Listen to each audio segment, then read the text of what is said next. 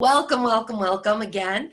And so it was really kind of interesting today to the last few days actually going into my meditative space and figuring out like where do we go from our Easter service last week. It was kind of Easter, Passover, resurrection, rising, our message from last week. So where do we take that now? Where do we go with that? And we talked about bringing Easter into the future, bringing Easter into everyday, living Easter, using that resurrection piece as a verb. What does that look like? What does that feel like? And how can I manifest that in my life? So I was reflecting on that, and I had the privilege of listening to a dear friend of mine's talk, Dr. Ruth Ann Tates, an amazing psychologist, sports psychologist, and she was talking in her interview with University of Toledo about resilience and what resilience is. And she told this wonderful story about herself as a child, how she was pushed over into a mud puddle and covered in mud and got back up and had to get on the bus and move forward with her day. And she defined that getting up as resilience, as a coming back to, as a stepping back up and into things. And so I was listening to that talk of hers and how we talked about rising and how we talk about rising and falling and rising and falling and how that pattern brings resilience, okay? So there's this cycle that's happening. And what came to me was the medicine wheel. So in our Native American tradition, we have the medicine wheel. And that is a piece that kind of goes along with the cycling. And so that's what I really want to get into and talk about today. Ram Dass has explained that we do not need to be so dependent on the world of change. And that when things change, everything outside of us moves. And if we can't find the equanimity, if we can't find the stability in ourselves, we kind of get thrown around by that. And we falsely believe that we can fix everything with our minds. And that's not exactly true either. But that there's a nature of change that happens to understand and accept, as well as develop our spiritual beingness. That's beyond, the worldly three-dimensional experience that we're having. And that by developing these things, that's what sustains us. That's what builds that equanimity. And we need to respond to challenge without immobilizing our fears. We don't become, so fear-based that we don't know how to move through these things. And so creating that framework of being able to move and examine and grow is what the medicine wheel is actually all about. And we have this throughout all sorts of different traditions. There are sacred circles everywhere, right? So we've got Stonehenge as a sacred circle. In the Eastern traditions, we have mandalas, we have the Celtic labyrinths that we walk. All of these are different traditions of how the circle can be sacred and how it creates a pattern in our lives to know how to handle difficulty, how to handle growth, how to handle the cycles in life. So the medicine wheel was brought to us by Sun Bear. He was the Native American that had the vision of this and brought it forward as healing medicine.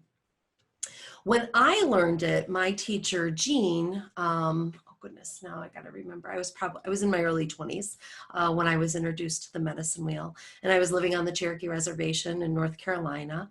And Jean, the Cherokee elder, took me to a particular mountain there, and there was this amazing kind of natural growth of a tree was in the south point. There was a huge, like 4-foot crystal growing out of the mountain at the north point and rocks in between. And this was my first experience of a medicine wheel. So it wasn't something small, it was something big. It was something that enveloped me. And he taught me the pattern of the medicine wheel, how we walk it, how we practice it, but then how we take that with us into life and continue to practice it. So that's kind of where I want to go with things today. The medicine wheel is a philosophy of life. okay? It's all life. Everything in life can be included in the medicine wheel. So regardless of what you're experiencing, it falls somewhere in there. And medicine wheels have been duplicated and recreated. And in fact, you know what? I'm going to, hold on here. I'm going to share my screen with you. Okay, here we go. So these are just a variety of medicine wheels. The original, these two at the bottom, this one, orange one's a little bit harder to read, but this was Sun Bear's original vision. And you see that there's north, south, east, and west. There are animals, there are colors, there are minerals, there are stones. There's so much in the medicine wheel. And that has been taken and expanded out to the year. You know, time can be put into a medicine wheel. Emotions can be put into the medicine wheel.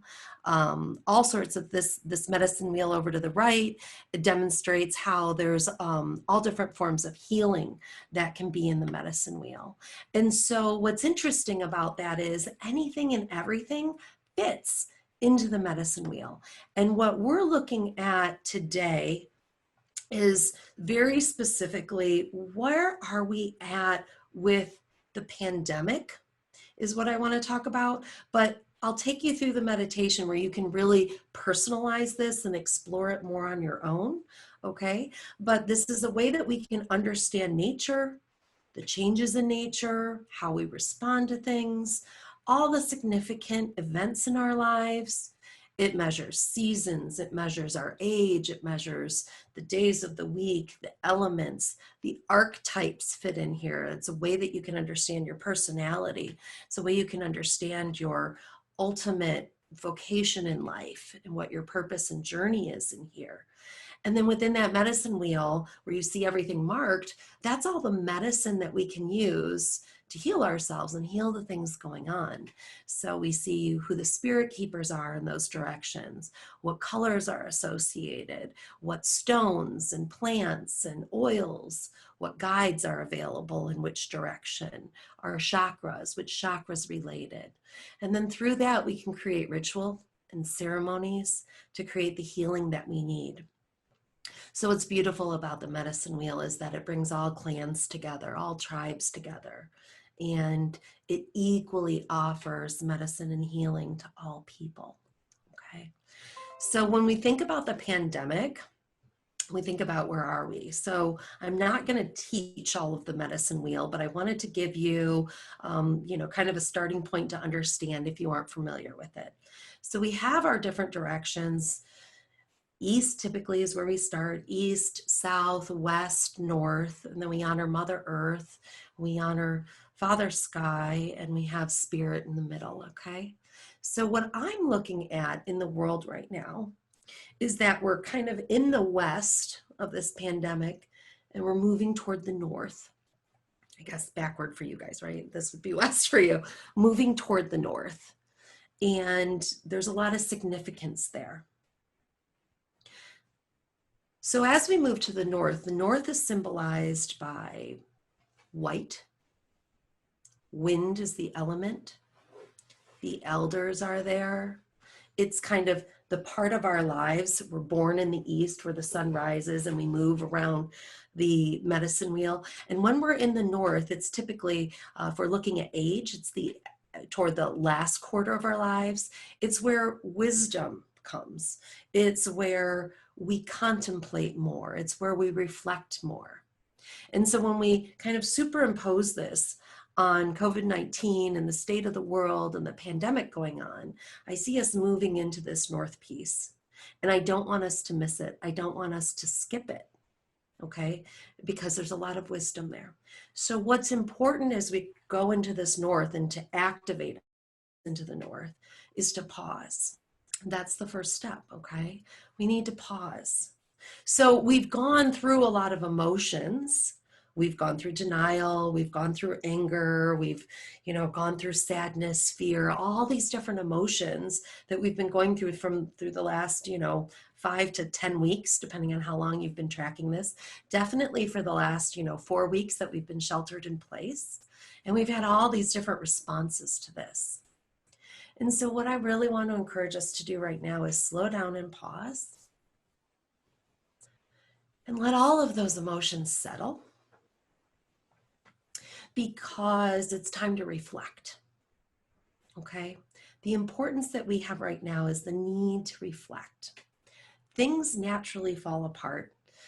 It's the nature of change. What wasn't working in our highest good got all mixed up. Okay? So, what weren't we seeing? What wasn't working? What was damaging us? What was damaging our neighbors, our loved ones? What about life, personally, as well as socially, as well as worldwide? What was working and what wasn't?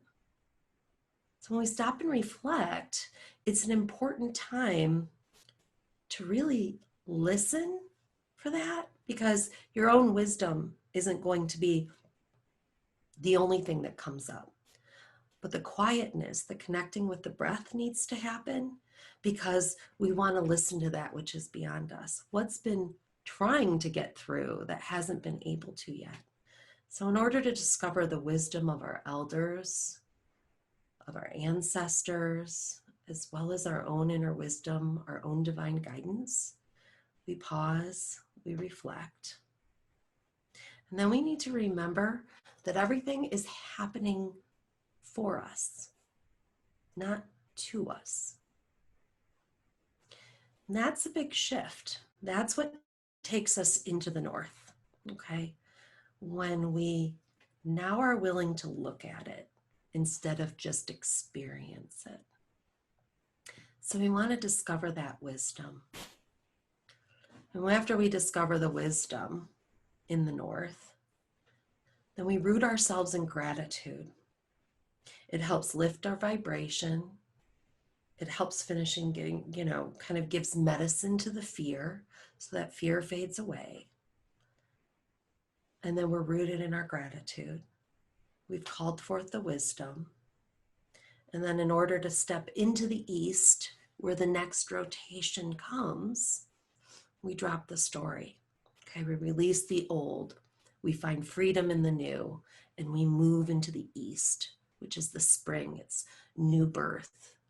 It's going from the mind to the spirit, okay? So this is where I see the need for awakened beings, for spiritual people. I see it as a need for everybody, but these are the people, we are the people that need to process this for everybody, okay? So I'm going to go ahead and put a meditation in at this point, because I think that we need to do some work around this, and your energy is going to help. We're going to actually do the work right now, okay? So go ahead and close your eyes. Feel your feet on the ground. Connect to Mother Earth's energy, to that heartbeat that she gives us.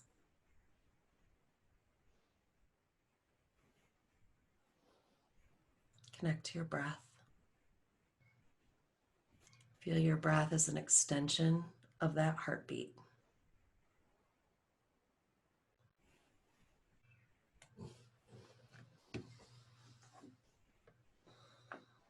Connect up through your crown chakra.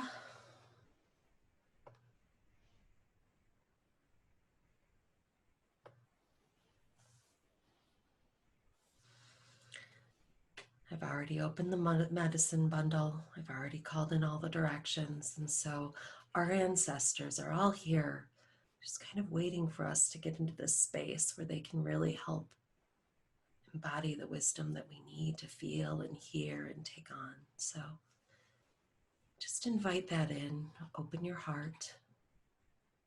Open your third eye.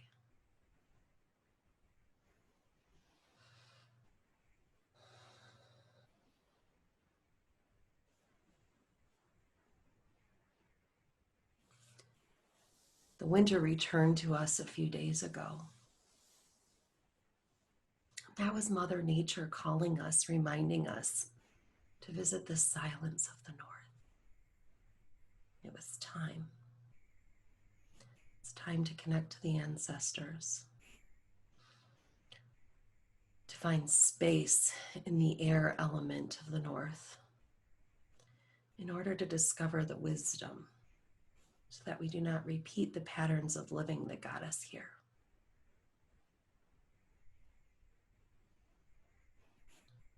We call on the medicine of the buffalo to bring us an abundance of wisdom as we reflect. We call on the medicine of the wind to bring us the messages of our elders and of the Creator.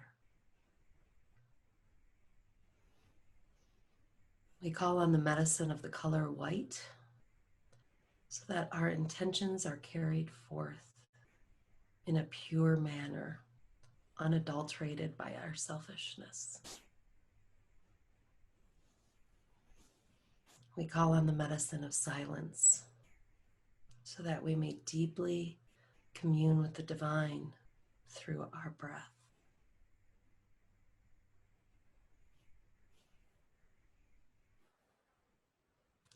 We call on the medicine of Grandmother Moon to calm our fears and awaken our divine intuition, that we may awaken the complete understanding of our collective spirit, inspiring us to live in a sacred manner.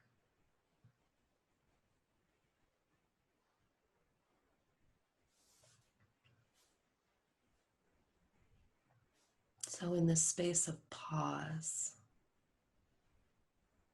let us reflect in our personal lives. Reflect on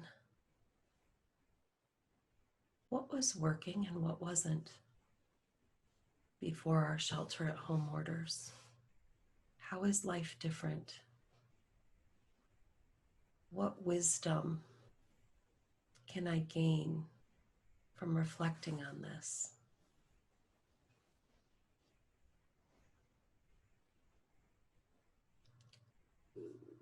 What gifts has this pandemic brought me personally, my family,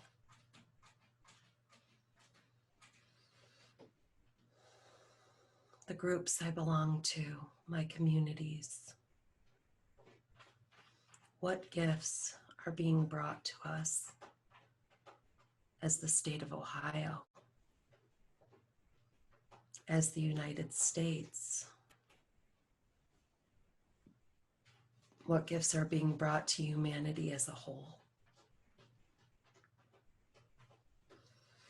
Now spend some time just picking one or two things that you can visualize maintaining, that are changes, positive changes for you, maintaining as we move forward, as we go into the spring, as new life comes back, as we shift, because things will never be as they were before, but we can choose to have them be better.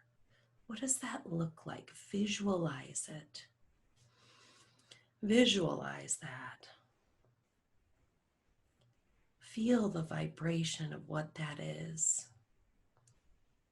And just invite that vibration into every cell of your body.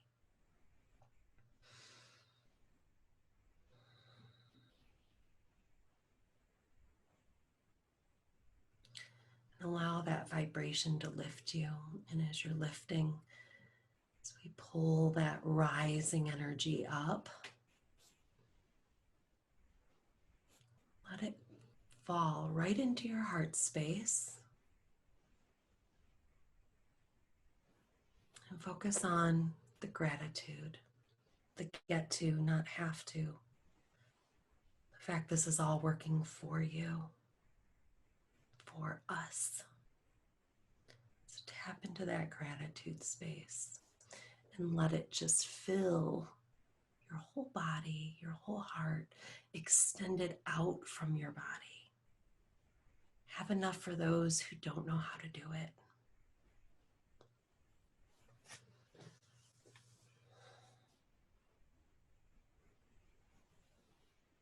Breathe into your body.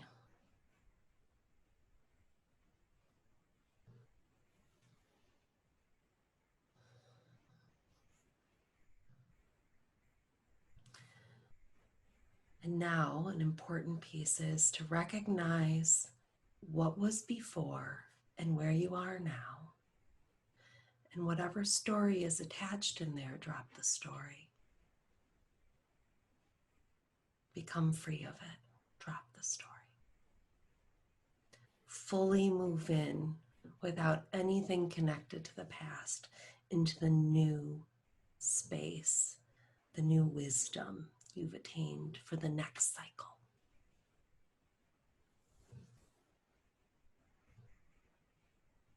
When we travel the wheel and move into the north, we bring medicine so we can rise and we can heal.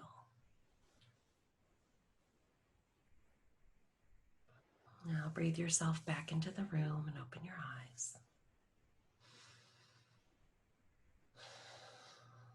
Well done, you guys. I can just, that was some good power. Got some powerful ancestors with us today. So grateful. So I really want to tie this back into where we were last week, because it's moving forward. The messages from last week of rising and tying it into the work we do in the north of the medicine wheel.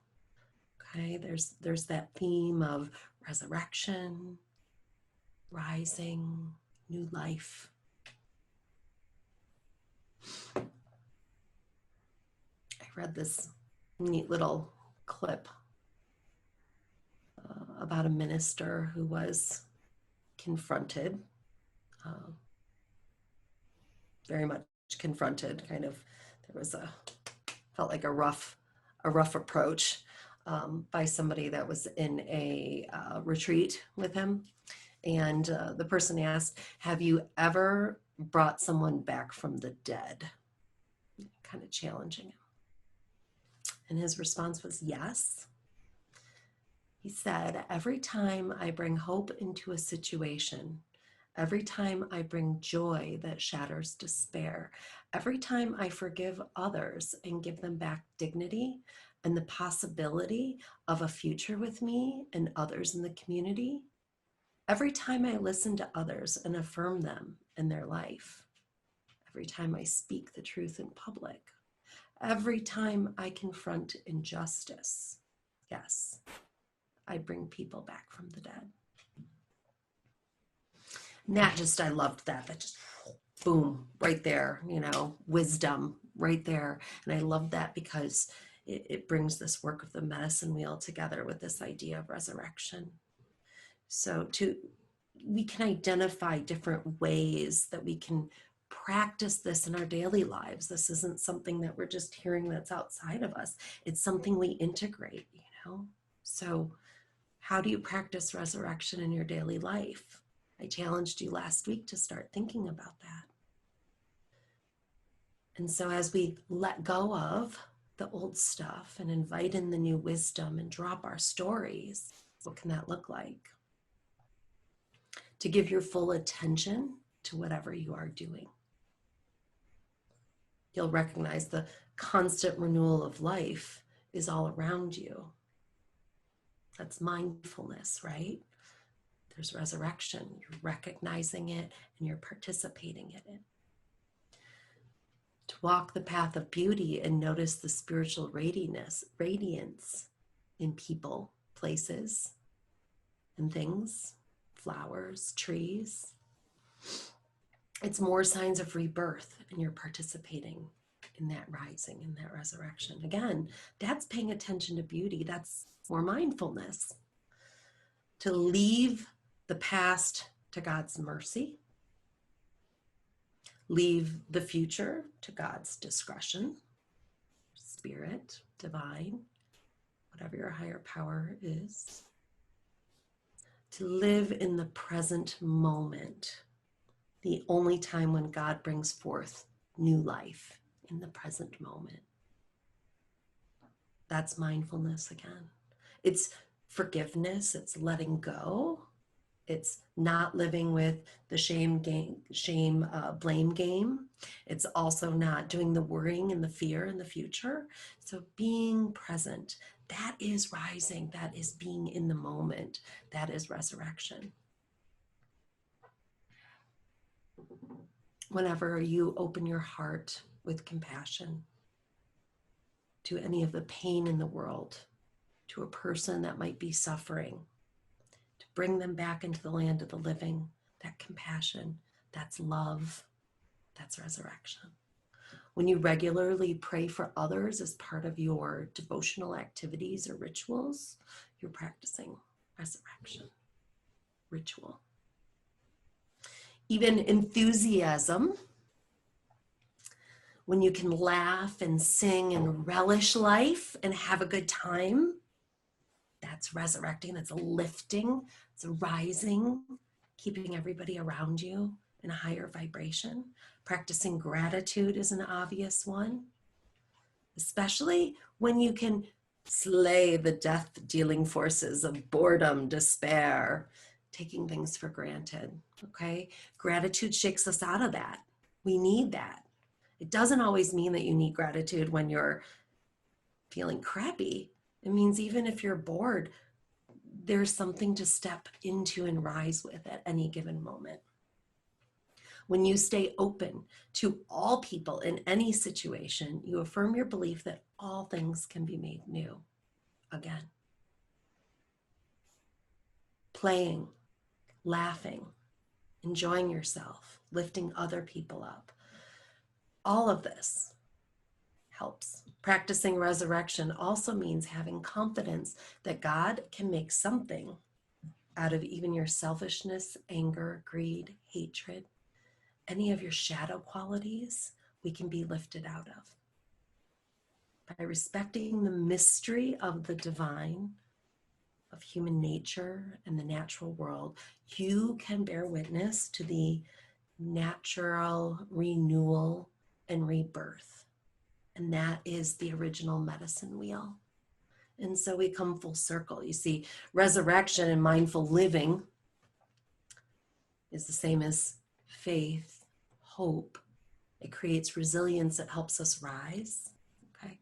But to be sure to always honor the whole practice in getting there.